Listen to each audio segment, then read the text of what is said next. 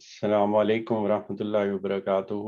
آج ہم نے سورہ نساء کی آیت نمبر 11 کرنی ہے، اس میں اس کو سمجھنے کی کوشش کریں گے۔ یہاں پہ جو بیان کیا گیا وہ ظاہری سی بات ہے کہ وہ وراثت والی جو پچھلی دفعہ کی تھی کہ وہ ڈیٹیل میں ایک ایک جو حصے جس طرح سے متعین کیے جاتے ہیں اس طرح سے متعین کر کے اللہ تعالیٰ کی طرف سے بتائے گئے ہیں۔ تو اس سے پہلے ہم اس کو سٹارٹ کریں تو ایز یوزول جس طرح سے ہم سنتے ہیں، قرأت سنتے ہیں، تو اس آیت کی ہم قرأت سن لیتے ہیں۔ يوصيكم الله في أولادكم للذكر مثل حظ الأنثيين فإن كن نساء فوق 2 فلهن ثلثا ما ترك وإن كانت واحدة فلها النصف وَلِأَبَوَيْهِ لِكُلِّ وَاحِدٍ مِّنْهُمَا السُّدُسُ مِمَّا تَرَكَ إِن كَانَ لَهُ وَلَدٌ فَإِن لَّمْ يَكُن لَّهُ وَلَدٌ وَوَرِثَهُ أَبَوَاهُ فَلِأُمِّهِ الثُّلُثُ فَإِن كَانَ لَهُ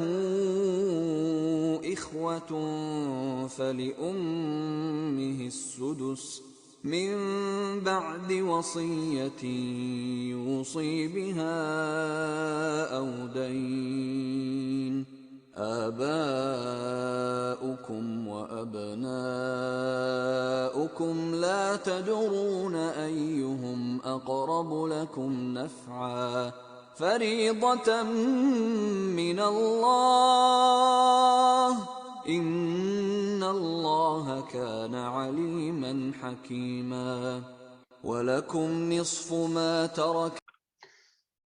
آج ہم صرف آیت نمبر 11 کو ہی دیکھیں گے، اس سے کنیکٹڈ ہے اگلی والی آیت بھی، تو کل انشاءاللہ اس کے اوپر غور کریں گے۔ تو سب سے پہلے میں اسی آیت کی طرف اس سے پہلے آؤں تو میں تھوڑا سا اس کے مطابق پہلے کہنا چاہتا ہوں کہ سورہ نساء ہم نے سٹارٹ کی تھی۔ سورہ نساء میں ہم نے بتایا تھا کہ اس میں بنیادی طور پہ جو ایک اسلامی معاشرت ہے اس کی جو بنیاد ہے وہ اس کی اساسات اللہ تعالیٰ بیان کر رہے ہیں، اور اس میں اصلاً مسلمان ہی ہیں جن کی طرف اللہ تعالیٰ مخاطب ہو کر یہ سارے احکامات بیان کر رہے ہیں، یعنی کہ لوگ ایمان لے آئے ہیں، لوگ حضور پاک صلی اللہ علیہ وسلم کی دعوت پر ایمان لے آئے ہیں، مسلمان ہو رہے ہیں، اور گروپ ہے وہ تھوڑا سا مسلمانوں کا گروہ بڑھتا جا رہا ہے، تو اب وہ ایک معاشرت، ایک ریاست کی صورت اختیار کرتی جا رہی ہے۔ تو اس میں سلسلے میں پھر یہ والے احکامات اللہ تعالیٰ کی طرف سے دیے جا رہے ہیں، اور وہی اس اصلی ایک اچھی جو معاشرت ہے اس کی بنیاد واضح کرنے کی کوشش کی جا رہی ہے۔ تو اس میں سب سے پہلے اس بنیادی بات کو واضح کیا گیا تھا کہ تم سب ایک ہی جان سے پیدا کیے گئے ہو، حضرت آدم اور حضرت اما ہوا کا بتایا تھا، اور اس کی بنیاد پہ کسی قسم کا کوئی نسلی تفاخر نہیں ہوگا، کوئی فخر نہیں کر سکتا، کسی کو حسب نسب پہ کسی قسم کی کوئی چیز ہونی نہیں چاہیے۔ پھر یتیموں کے سبجیکٹ کو لیا تھا، اور یتیموں کے مال کے بارے میں بہت ڈیٹیل میں جا کے ہم نے دیکھا تھا کہ ان کے مال کے بارے میں کس درجے تک احتیاط کرنی چاہیے، کہ نہ ان کے مال کو اپنے مال کے ساتھ ملا کے کھانا چاہیے، نہ ان کی سرپرستی کرنی ہے، لیکن کس قدر احتیاط کے ساتھ ان کی سرپرستی کرنی ہے۔ اور پھر اسی میں ہی بات نکلی تھی کہ اگر وہ مشکل ہو رہا ہے، تمہاری اپنی فیملی بھی ہے، یتیموں کی سرپرستی بھی کرنا چاہتے ہو، لیکن ساتھ شاید بے انصافی وغیرہ ہونے کا خدشہ ہے، تو پھر یہ حکم دیا گیا، کہا گیا کہ یہ جو پہلے معاشرت میں زیادہ شادیوں کا رواج چلتا ہوا آ رہا ہے تو تم اس سے فائدہ اٹھا سکتے ہو، لیکن یتیموں کی سرپرستی کے لیے۔ اور اس میں بھی پھر شرائط رکھی گئی تھی کہ اگر تم اس میں بھی یتیموں کی سرپرستی کرنے کے لیے وہ سارے کام کرنا چاہتے ہو اور وہ بے انصافی سے بچنا چاہتے ہو، لیکن اگر تمہیں خدشہ ہے کہ اگر شادی کر لو گے تو پھر ادھر اپنی فیملی میں انصاف نہیں کر پاؤ گے، تو پھر برائے مہربانی یہ نیکی کا کام بھی رہنے دو، یہ بھی نہ کرو۔ پھر اس میں تقسیم کی کوئی بات ہوئی تھی اور باقی چیزیں ہوئی تھیں، اور اس میں اختتام اس چیز پہ کیا گیا تھا کہ جو لوگ یتیموں کا مال ناحق کھاتے ہیں وہ اپنے پیٹ میں آگ ہی بھرتے ہیں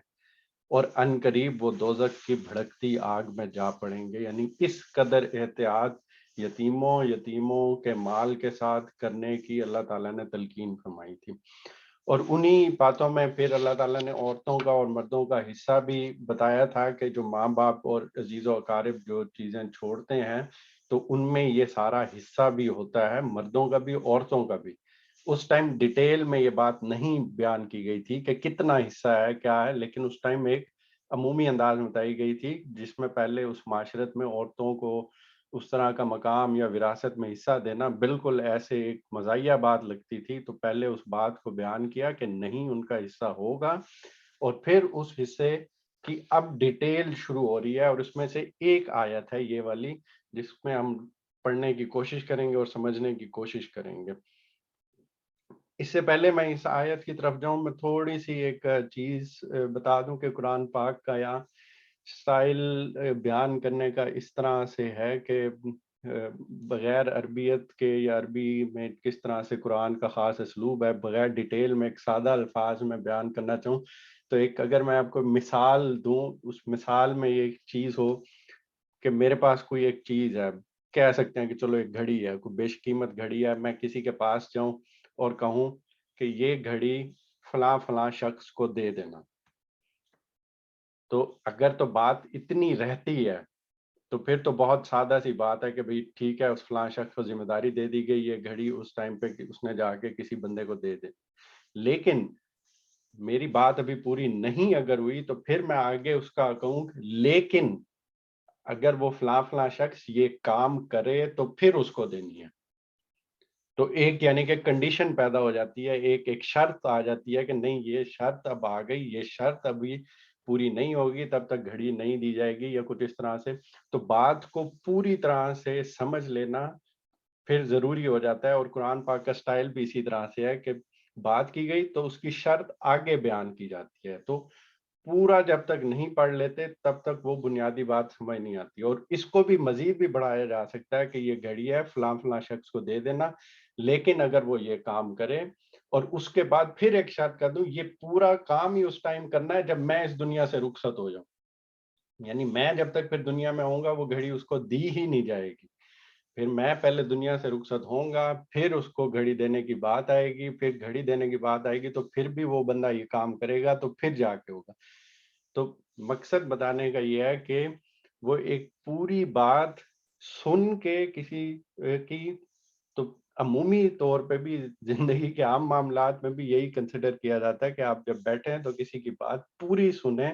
پھر اپنی جو انڈرسٹینڈنگ ہے وہ بتائیں. تو قرآن پاک میں یہاں پہ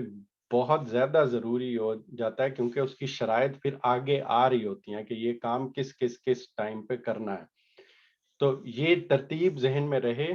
کہ ہم پڑھتے جائیں گے تو اس کی شرائط آگے آتی جائیں گی، یہ کب کرنا ہے، یہ کب کرنا ہے، یہ کب کرنا ہے، یہ کب کرنا ہے. اور اس میں کوئی اس طرح کی کنڈیشن ہوگی تو وہ بھی واضح ہوتی جائے گی.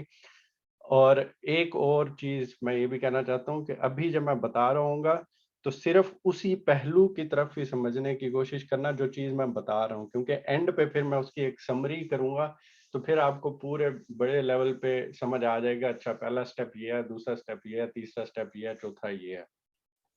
اور پھر جو بات ڈسکس ہو رہی ہوگی تو صرف اس کو سمجھنے کی کوشش کرنا. تو امید ہے اللہ کرے گا انشاءاللہ کہ ہمیں کچھ قرآن پاک کو سمجھنے کی یا اس آیت کو سمجھنے کی جو کہ بہت بہت امپورٹنٹ ہے وراثت کے معاملات میں. ہم کیونکہ خود قرآن پاک نہیں پڑھتے، خود اس چیز کو نہیں سمجھتے، تو پھر کبھی خدا نہ خواستہ اس طرح کی جب کوئی سچویشن آ جاتی ہے کہ اپنے رشتہ داروں میں سے ہی کوئی رخصت ہو جاتے ہیں تو پھر ہم سمجھ نہیں آ رہی ہوتی، ہاتھ پاؤں پھول رہے ہوتے ہیں، کسی ایک کا فتویٰ کچھ کہہ رہا ہوتا ہے، کسی دوسرے کا فتویٰ کچھ کہہ رہا ہوتا ہے، جبکہ قرآن پاک میں بہت واضح کر کے یہ ساری چیزیں بیان کر دی گئی ہوئی ہوتی ہیں. تو اب ہم سٹارٹ کرتے ہیں یہاں سے. یہاں پہ سب سے پہلی بات ترجمے میں پڑھتا ہوں. تمہاری اولاد کے بارے میں اللہ تمہیں ہدایت کرتا ہے کہ ان میں سے لڑکے کا حصہ 2 لڑکیوں کے برابر ہے. پہلی چیز اس میں کیا کہی جا رہی ہے کہ یہ ہدایت، یہ وصیت کی جو ہدایت کی جا رہی ہے یہ اللہ کی طرف سے کی جا رہی ہے.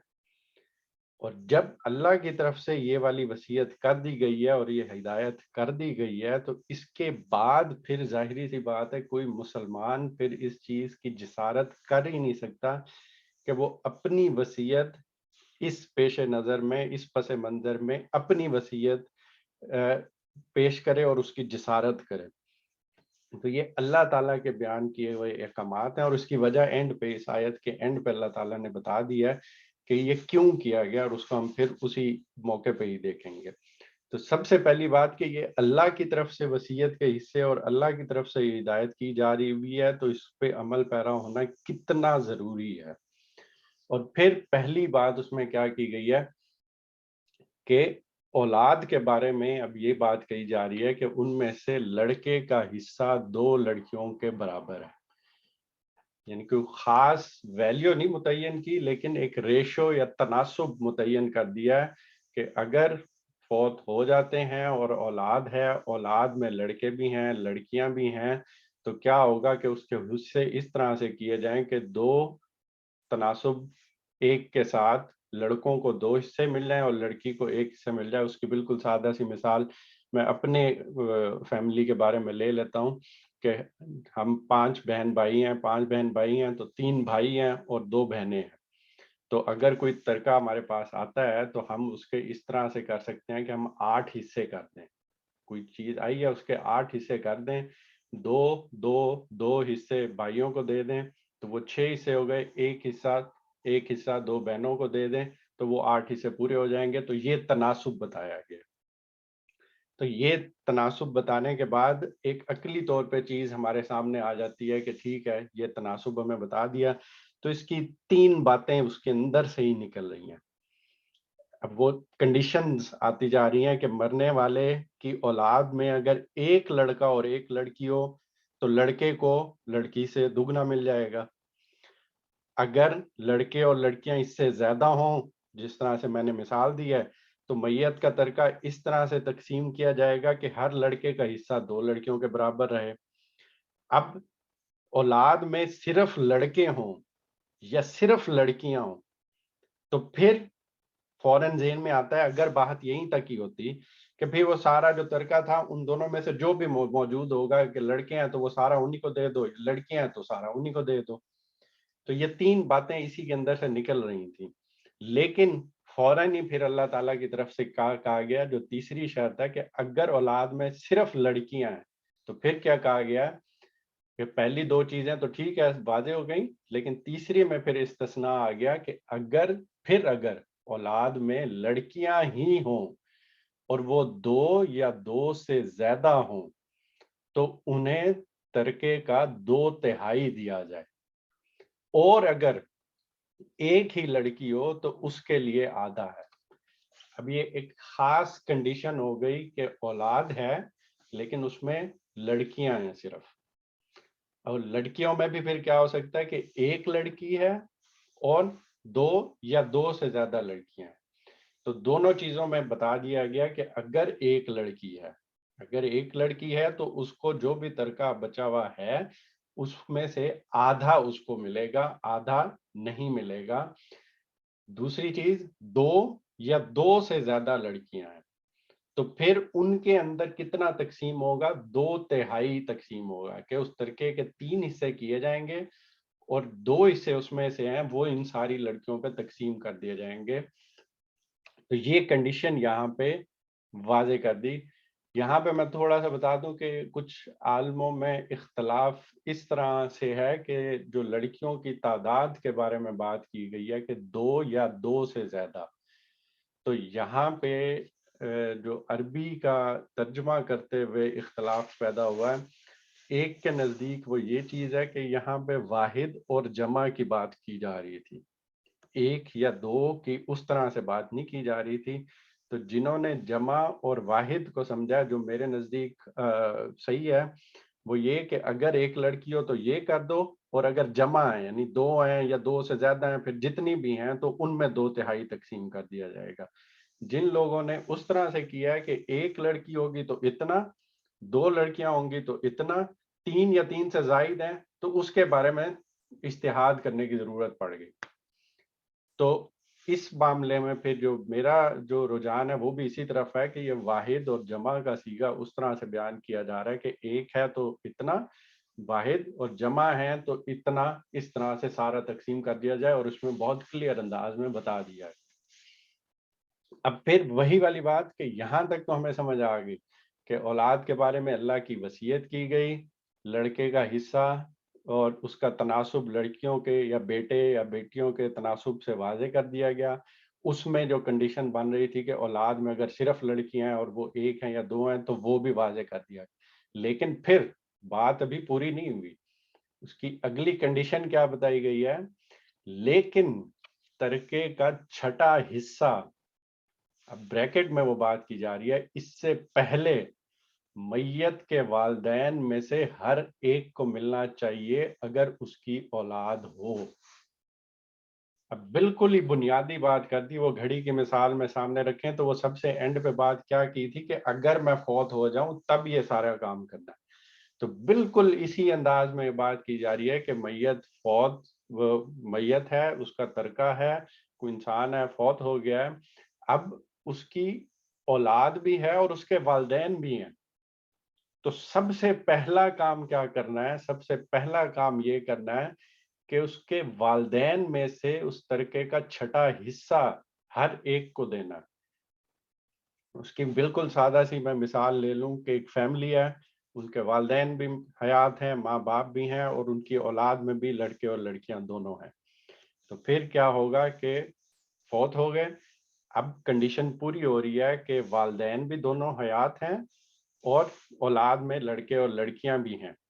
تو پھر کیا چیز ہوگی؟ سب سے پہلے والدین کا چھٹا حصہ نکالنا ہے، ماں کا بھی چھٹا حصہ اور باپ کا بھی چھٹا حصہ، وہ دونوں جب نکال لیے، اب جتنا ترکہ بچے گا اس کو پھر اولاد میں اسی طرح تقسیم کیا جائے گا جس کو سب سے شروع میں بیان کیا گیا۔ تو یہ والی کنڈیشن بھی واضح ہو گئی کہ میت کے والدین میں اس سے پہلے یہ چیز ہو جانی چاہیے، اور اگر اولاد نہ ہو اور والدین ہی اس کے وارث ہوں تو تیسرا حصہ اس کی ماں کا ہے اور باقی اس کے باپ کا۔ پھر ایک اور کنڈیشن یہ پیدا ہو سکتی تھی کہ یہ والی چیز ہے کہ فوت ہو گئے، اولاد ہے ہی نہیں، اولاد ہے ہی نہیں اور صرف والدین ہیں جو کہ اس کی وراثت کے حقدار ہیں، صرف والدین ہیں اور کوئی نہیں ہے۔ تو اس سچویشن میں کہا گیا ہے کہ پھر جو ماں اور باپ ہیں تو اس میں سے ماں کا حصہ تیسرا ہوگا، یعنی کہ 3 حصے کیے جائیں، ایک حصہ ماں کو دے دیا جائے گا اور باقی جو بچ جاتا ہے وہ کتنے، 2 حصے بچ جاتے ہیں تو 2 حصے باپ کو دیے جائیں گے۔ پھر اس کے بعد ایک اور کنڈیشن بتائی گئی، لیکن اولاد تو نہیں تھی اور اگر صرف والدین ہی حقدار تھے، لیکن اب پھر ایک اور کنڈیشن یہ ہے کہ اولاد نہیں ہے لیکن والدین بھی حیات ہیں اور بہن بھائی بھی حیات ہیں، تو کیا بہن بھائی کا بھی ان میں کوئی حصہ ہوگا؟ تو اس کنڈیشن میں بتایا جا رہا ہے لیکن اس کے بہن بھائی ہوں، تو پھر ماں باپ کا حصہ بھی ریڈیوس کیا جا رہا ہے کہ ماں کے لیے وہی چھٹا حصہ ہے اور باپ کے لیے بھی وہی چھٹا حصہ، یعنی کہ وہ جتنا ترکہ پھر بچا ہے اس ترکے میت کے فوت ہونے کے بعد جتنا ترکہ پڑا ہوا ہے اس ترکے میں سے اس کے 6 حصے کیے جائیں، 1/6 آپ اس ماں کو دے دیں گے اور 1/6 اس کے باپ کو دے دیا جائے گا، اور پھر اس کے بعد تقسیم شروع ہو جائے گی۔ اور اس کے اینڈ پہ پھر مزید ایک اور کنڈیشن بیان کی جا رہی ہے، سمجھنے میں شاید ابھی مشکل ہو رہی ہے تو لیکن میں پورا پھر سمرائز کروں گا تو اس میں امید ہے، جس طرح سے میں کہہ رہا ہوں ابھی اس جزیات کو سمجھ لیں اور پھر اینڈ پہ سمری کو دیکھیں گے تو امید ہے کہ وہ واضح ہو جائے گا کہ اب بنیادی چیز یہ بتا دی جا رہی ہے کہ یہ حصے، یہ سارے اوپر جو بتائے گئے ہیں، لڑکے لڑکیوں کا تناسب بتایا گیا ہے، ماں اور باپ کا تناسب بتایا گیا ہے، اور پھر اس کے بھائی بہن ہیں جن کا بھی تناسب آگے ذکر ہوگا، وہ حصے دینے ہی کب ہیں؟ یہ اس وقت دیے جائیں جب وصیت جو اس نے کی ہو وہ پوری کر دی جائے اور قرض اگر اس کے سر پر ہے تو وہ ادا کر دیا جائے۔ کہ سب سے بنیادی شرط پھر اب یہاں پہ وضاحت آ رہی ہے، وہ کیا آ رہی ہے، جو کہ وصیت اگر اس نے کی ہوئی ہے اور اس کے بعد اگر قرض اس کے سر پہ ہے تو وہ سب سے پہلے اتارا جائے گا اور اس کے بعد پھر یہ ساری چیزیں پوری کر دی جائیں گی۔ اور یہاں پہ ایک تھوڑا سا ایسے سمجھ لیں کہ کنفیوژن یا جو ہماری فقہ ہے جس میں قوانین بیان کیے جاتے ہیں، تو اس میں ایک وہ والی چیز ہے، ابہام سا آ گیا ہوا ہے اور زیادہ تر لوگوں نے وہی اختیار کیا، اور وہ میں اس کی بنیاد بھی واضح کر دے دیتا ہوں اور وہ چیز بھی بتا دیتا ہوں، وہ وصیت سے متعلق ہے۔ قرآن پاک کے اندر وصیت کتنی متعین کی جائے، کسی قسم کا کوئی ذکر نہیں کیا جائے، اس میں صرف یہ بتایا گیا کہ وصیت کی اہمیت اتنی زیادہ ہے کہ سب سے پہلے اس کی وصیت پوری کی جائے گی، اور قرض اگر اس کے ذمہ ہے تو وہ قرض پہلے پورا دیا جائے گا۔ تو اب جو یہ جو وصیت کی جو بات کی ہے، اس میں روایت میں لوگوں نے روایت کی ہے اور حضور پاک صلی اللہ علیہ وسلم کی نسبت سے ایک واقعہ بیان کیا ہے کہ اس میں حضور پاک صلی اللہ علیہ وسلم ایک صحابی کے پاس گئے، تو انہوں نے جس طرح سے مشورہ لیا جاتا ہے اس طرح سے ایک بات پوچھی کہ آخری وقت قریب آ رہا تھا، ان کو اندازہ ہو رہا تھا کہ دنیا سے رخصت ہونا ہے، تو تھوڑا سا ان کے ذہن میں نیک کام کرنے کا اور وہ چیز کرنے کا جذبات میں تھوڑا زیادہ ہو رہا تھا، تو اس میں انہوں نے پوچھا کہ وہ سب کچھ اللہ کی راہ میں کرنا چاہتے ہیں، اللہ کی راہ میں دینا چاہتے ہیں۔ تو اس میں جب حضور پاک صلی اللہ علیہ وسلم جس طرح سے دو لوگ بیٹھتے ہیں، دوست بیٹھتے ہیں، یا وہ اس طرح سے چیز تھی، تو وہ حضور پاک صلی اللہ علیہ وسلم نے ان کو مشورہ دیا کہ نہیں، پورا ایسے نہیں کرو، کیونکہ ہمارے پیچھے فیملی ہے اور رشتہ دار ہیں یا باقی ذمہ داری ہیں، تو سارا کچھ ان کو دے دیا جائے گا، تو پیچھے خود کس طرح سے مطلب فیملی کے جو حقوق ہیں وہ پورے نہیں ہو پائیں گے۔ تو پھر انہوں نے جس طرح سے مشورہ لینے کے انداز میں، وہ بالکل سٹائل اس طرح سے ہی لگتا ہے کہ پھر انہوں نے پوچھا کہ بھئی کیا آدھا دے دوں؟ تو وہ آدھا دینے کی جب بات کی تو حضور پاک صلی اللہ علیہ وسلم نے پھر بھی توقف کیا اور کہا کہ نہیں، آدھا بھی زیادہ ہے، کیونکہ فیملی پیچھے چھوڑی جا رہی ہے اور پھر اس کے پیچھے ساری چیز بیان کی جا رہی ہے۔ تو وہ آدھا بھی نہیں ہوا، اور پھر جب تیسرا حصہ کہا کہ بھئی اس کے میں تیسرا حصہ میں دے دوں اللہ کی راہ میں، اور باقی جو 2/3 رہ جائے گا تو وہ فیملی کے لیے رہ جائے، تو اس پہ حضور پاک صلی اللہ علیہ وسلم نے پھر کہا چلو اس طرح سے کر لو، یہ کر لو۔ تو یہ وہ واقعہ ہے جو کہ علماء کے نزدیک وہ اس طرح سے ہے، ایک طرف کہ وہ ایک واقعہ ہے جس میں حضور پاک صلی اللہ علیہ وسلم سے ان کے صحابی نے مشورہ مانگا، یہ وہ چیز کیا، تو حضور پاک صلی اللہ علیہ وسلم نے ان کی سچویشن، ان کی صورتحال اور ان کو سمجھتے ہوئے ان کو ایک بہت اچھا مشورہ دے دیا۔ لیکن دوسرے علماء کے نزدیک یہ ایک شریعت کا حکم بن گیا، کیونکہ حضور پاک صلی اللہ علیہ وسلم نے اس طرح کی بات ان سے کہی، تو اس کو شریعت کا اور قانون کا حصہ بنا دیا گیا کہ 1/3 سے زیادہ آپ کسی کے نام وصیت ہی نہیں کر سکتے۔ تو یہ وہ کنفیوژن ہے جو کہ اکثر پیدا ہو جاتی ہے، اور جو فقہ میں، جو قانون میں اسلامی اس میں بیان کیا جاتا ہے، تو وہ یہ چیزیں بیان کرتے ہیں۔ اب کہ قرآن میں اگر دیکھا جائے تو وصیت کی مقدار کتنی ہونی چاہیے اور کتنی نہیں ہونی چاہیے، اس کے بارے میں کوئی اس طرح کی بات نہیں کی گئی۔ اور پھر اینڈ پہ یہ والی بات اب کی جا رہی ہے کہ تم نہیں جانتے کہ تمہارے ماں باپ اور تمہاری اولاد میں سے کون بلحاظ منفعت تم سے قریب تر ہے۔ یہ حصے اسی بنا پر اللہ نے مقرر کر دیے ہیں، اس لیے کہ اللہ علیم و حکیم ہے۔ اور یہ اتنی پیاری بات ہے، اتنی پیاری بات ہے کہ اللہ تعالیٰ انسان کو مخاطب ہو کر کہہ رہے ہیں کہ انسان اگر ایک دو لمحے لے اور سوچے بیٹھ کے کہ وہ اس نے دنیا سے رخصت ہونا ہے، اور اس کے آس پاس کون ہے، اس کی والدین ہیں جنہوں نے ساری زندگی اس کو پالا پوسا اور یہ سارے حقوق اس کے پورے کیے، دوسری طرف اس کی والدین ہے، دوسری طرف اس کی اولاد ہے وہ اب بڑی ہو رہی ہے، انہوں نے اپنے باقی سارے کام انجام دینے ہیں، بہن بھائی ہیں جن کے ساتھ اس نے زندگی گزاری ہے اور وہ ساری چیزیں چل رہی ہیں، اور ساتھ آپ کے میاں بیوی کا ایک رشتہ ہے جو کہ آپ لے کے چل رہے ہو، وہ ساری چیزیں، تو اب کس بنیاد پہ آپ یہ ساری چیزیں طے کریں گے کہ کس کو کتنا حصہ دیا جائے؟ تو انسان کی جو عقل ہے وہ، اس کے پاس کوئی بنیاد ہے ہی نہیں کہ وہ اس طرح کے حصے متعین کرے۔ اب یہاں وہ لمیٹیشن آ جاتی ہے کہ آپ پہلے دن سے دیکھ لیں اور قیامت تک اگر آپ سوچیں تو انسان کے پاس اس طرح کی کوئی بنیاد اویلیبل ہو ہی نہیں سکتی۔ کوئی ایک کام آپ کسی کے ساتھ کریں گے تو دوسرا کہے گا کہ یہ زیادتی ہو رہی ہے، دوسرے کے ساتھ کچھ یہ کریں گے تو تیسرا کہے گا اس کے ساتھ زیادتی ہو رہی ہے۔ یعنی کہ جتنی جو مرضی آپ اپنی طرف سے پوری کوشش کر لیں اپنی طرف سے، لیکن انصاف کے ساتھ اور وہ ساری چیزیں متعین کرنا انسانی عقل کے لیے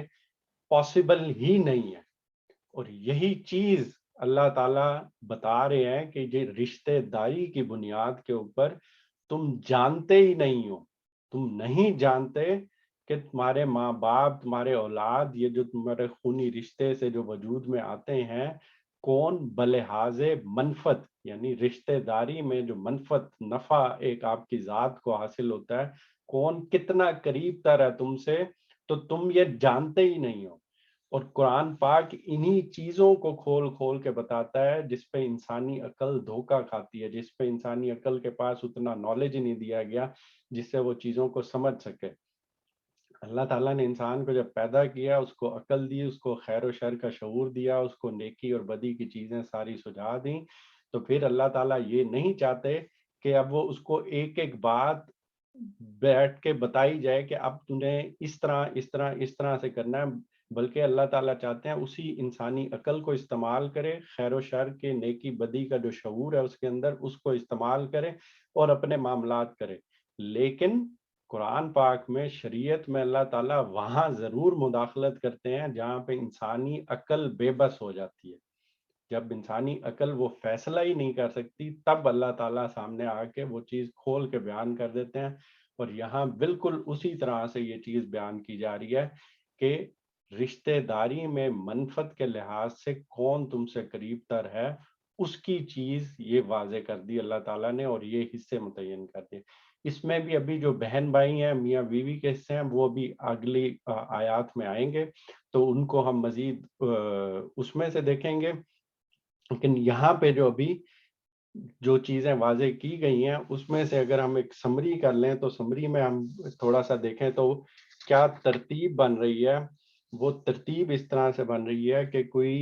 انسان ہے، کوئی فوت ہوا ہے، تو فوت ہونے کے بعد سب سے پہلے اب جب وراثت کی تقسیم یا اس کی کوئی بات شروع ہوگی تو سب سے پہلے کیا چیز کی جائے گی؟ اس کے ذمے کوئی قرض ہے وہ اتارا جائے گا، اور جو وصیت اس نے کی ہے وہ پوری کی جائے گی۔ اب یہ ساری چیزیں ہونے کے بعد پھر یہ دیکھا جائے گا کہ اب اس کے والدین ہیں، اس کے اولاد ہیں، اس کے بہن بھائی ہیں، اور والدین اگر حیات ہیں اور اولاد بھی ہے تو پھر ان کا ایک حصہ مقرر کر دیا گیا اللہ تعالیٰ کی طرف سے۔ اگر صرف والدین ہیں اور وہی حیات ہیں تو پھر وہ حصہ بیان کر دیا گیا، اور اس میں جس طرح سے میں پہلے بتایا کہ 3 حصے کر کے ایک حصہ ماں کا اور 2 حصے باپ کو دے دیے جائیں گے، لیکن اگر اولاد بھی ہے تو وہی حصہ کم کر دیا جائے گا، اور 1/6 ہر ایک کو ملے گا، 1/6 ماں کو بھی ملے گا اور 1/6 باپ کو بھی ملے گا۔ اور اس کے بعد والدین کا حصہ نکالنے کے بعد پھر زوجین کا حصہ بنتا ہے، یعنی کہ میاں فوت ہوا ہے تو بیوی کا، اور بیوی اگر فوت ہوئی ہے تو میاں کا حصہ نکالا جائے گا۔ اور یہ حصہ بھی اگلی آیت میں آئے گا، لیکن میں ترتیب آپ کو ابھی سے بتا رہا ہوں کہ پہلے سٹیپ میں وصیت اور قرض دے دیا گیا، دوسرے حصے میں والدین کا حصہ نکال لیا گیا، پھر زوجین کا حصہ نکال لیا گیا۔ یہ 2 حصے شروع میں ہی نکال لیے جائیں گے، اور اس کے بعد پھر اولاد کے حصے،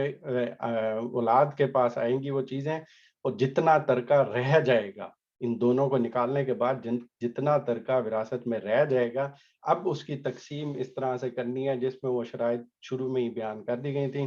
کہ اگر بیٹا ہے یا لڑکا ہے تو اس کا حصہ، لڑکیوں کو جتنا حصہ دیا جائے گا اس سے ڈبل ہونا چاہیے، وہ تناسب قائم رہے گا، 2 तनासुब आइन के साथ वो वाला रहेगा। अगर सिर्फ लड़के हैं तो वो सारा तरका उन्हीं के अंदर तकसीम हो जाएगा। अगर सिर्फ एक लड़की है तो वो निस्फ हिस्सा उसको दिया जाएगा, यानी कि आधा हिस्सा जो बचा हुआ तरका था वसीयत, कर्ज, वालदैन और ज़ौजैन का हिस्सा देने के बाद सिर्फ अगर बेटी है, एक ही बेटी है, तो उसको आधा हिस्सा दिया जाएगा। और अगर सिर्फ लड़कियां हैं जो कि दो या दो से ज्यादा हैं तो उनमें दो तिहाई उनमें तकसीम कर दिया जाएगा। तो यहाँ तक एक चीज वाज़ेह हो जाती है। और इस तरतीब में भी थोड़ा सा एक और जो कंफ्यूजन और ऑल का तरीका उसको कहते हैं, मैं उसका भी जिक्र यहीं पे कर देता हूँ। वो एक कंफ्यूजन इस तरह से पैदा हुई जिसकी निस्बत फिर हजरत उमर के पास बयान की जाती है, और वो इस तरतीब को बज़ाहिर ना समझने की वजह से ही पेश आई कि जब इस तरतीब को मद्देनजर नहीं रखा गया और तो हजरत उमर के पास एक इस तरह का केस आया कि सिर्फ लड़कियां थीं औलाद में और माँ बाप भी हयात थे। तो अभी वसीयत या कर्ज की बात नहीं की जा रही, जो जो तरका था तो उसमें फिर उसी तरह से किया गया कि वालदैन को 1/6 दिया गया, माँ को भी 1/6 और बाप को भी 1/6 जब दिया गया तो वो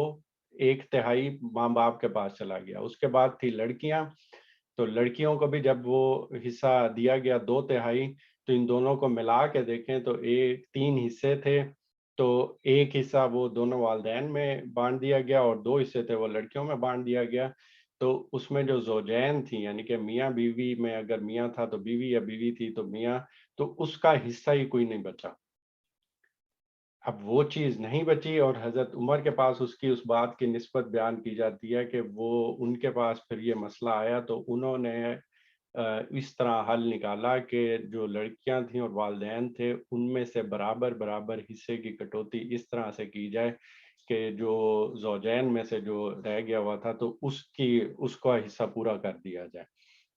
तो इसको फ़िक़्ह में या उस तरह कानून में औल का तरीका कहा जाता है। और उसी सिलसिले में एक और रिवायत भी है कि वो हज़रत अब्दुल्ला बिन अब्बास है, उनकी रिवायत है, वो भी नकल की जाती है कि वो हज़रत उमर की मौजूदगी में थे और उनको ये चीज़ पता थी कि ये इस तरह से तक़सीम नहीं होगी। तो उनके और ये वाक़या भी नकल हुआ है, उनकी जो किताब है अहकामुल कुरान जसास, तो उसमें नकल भी हुई है और उनमें शागिर्दों के नाम भी आए हैं। तो उनसे पूछा गया तो उन्होंने कहा था कि ये मैं किस तरह से मान लूँ कि जो मेरा खुदा रेत के सारे ज़र्रों को गिन सकता है, वो तक़सीम में इस तरह की चीज़ कर दे कि 1/3 और 2/3 करके ज़ौजैन का हिस्सा ही बाकी ना निकले, यानी कि उसमें कोई ख़ामी रह गई है। तो ये बज़ाहिर एक बहुत मज़े का ख़ेज़ बात लगती है। तो उनके शागिर्दों ने यही बात उनसे की कि भैया आपने हज़रत उमर की मौजूदगी में फिर ये इस तरह से नहीं कहा, तो वो क्यों नहीं कहा? तो उन्होंने, और ये चीज़ नकल भी हुई है उस किताब में, तो उन्होंने कहा था कि हज़रत उमर की शख्सियत बहुत रौब दबदबे वाली और वो थी, तो मेरे अंदर इतनी हिम्मत ही नहीं हो सकी कि मैं उस चीज़ को उनके सामने बयान कर सकूँ। और तो तब शागिर्दों ने भी यही बात की कि लेकिन अब उन्होंने वो बात कर दी हुई है तो अब वो बहुत मुश्किल हो जाएगा कि लोग उसको दूसरी तरह से समझें। और वो चीज़ उस टाइम से तकरीबन 13 सदियों से ये चीज़ उसी तरह पे चलती हुई आ रही है कि वो ऑल का तरीका बन गया और तरतीब इस तरह से नहीं ली गई। और कुरान में जो बिल्कुल वाज़े तौर पे अरबियत के लिहाज से अगर उसकी बहुत डिटेल में जाके देखा जाए तो वो दी हुई है। तो वो तरतीब अगर उस तरह से नहीं समझी गई तो ज़ाहिर-सी बात है फिर ये छोटे-मोटे मसले मसाइल निकले और उस टाइम हज़रत उमर ने इस तरह से उस मामले का निस्बत बयान की जाती है, हज़रत उमर ने ऐसे किया कि वो औल का तरीका के दोनों के हिस्से कटौती करके वो कर दिया जाए। लेकिन बुनियादी बात वही है कि कुरान पाक को अगर उस तरह से देखा जाए और उस चीज़ को सारा समझ के पढ़ा जाए तो कोई इस तरह का मसला पैदा ही नहीं होता। जब आप वसीयत और कर्ज़ दे देंगे, जब आप वालदैन का हिस्सा उस तरह से निकाल देंगे जिस तरह से सबसे पहले निकालेंगे वो वालदैन का और ज़ौजैन का हिस्सा, और उसके बाद जितना रह जाता है तो फिर लड़के और लड़कियों का जो हिस्सा है वो तक़सीम होगा, तो उस सिलसिले में किसी किस्म की कन्फ्यूजन नहीं रह जाती। तो यहाँ पे एक दफ़ा मैं अब उस पूरी आयत का तर्जुमा पढ़ लेता हूँ। تمہاری اولاد کے بارے میں اللہ تمہیں ہدایت کرتا ہے کہ ان میں سے لڑکے کا حصہ 2 لڑکیوں کے برابر ہے، پھر اگر اولاد میں لڑکیاں ہی ہوں اور وہ 2 یا 2 سے زیادہ ہوں تو انہیں ترکے کا 2/3 دیا جائے، اور اگر ایک ہی لڑکی ہو تو اس کے لیے آدھا ہے، لیکن ترکے کا چھٹا حصہ اس سے پہلے میت کے والدین میں سے ہر ایک کو ملنا چاہیے اگر اس کی اولاد ہو، اور اگر اولاد نہ ہو اور والدین ہی اس کے وارث ہوں تو تیسرا حصہ اس کی ماں کا ہے اور باقی اس کے باپ کا، لیکن اس کے بھائی بہن ہوں تو ماں کے لیے وہی چھٹا حصہ ہے اور باپ کے لیے بھی وہی چھٹا حصہ۔ یہ حصے اس وقت دیے جائیں جب وصیت جو اس نے کی ہو وہ پوری کر دی جائے اور قرض اگر ہو تو ادا کر دیا جائے۔ تم نہیں جانتے کہ تمہارے ماں باپ اور تمہاری اولاد میں سے کون بلحاظ منفعت تم سے قریب تر ہے۔ یہ حصے اسی بنا پر اللہ نے مقرر کر دیے ہیں، اس لیے کہ اللہ علیم و حکیم ہے۔ اللہ تعالیٰ سے دعا ہے کہ ہمیں قرآن پاک کو صحیح طرح سے سمجھنے، پڑھنے اور اس کو عملی زندگی میں اسی طرح ہی اڈاپٹ کرنے کی توفیق عطا فرمائے۔ یہاں پہ ہم اپنے سیشن کا اختتام کرتے ہیں۔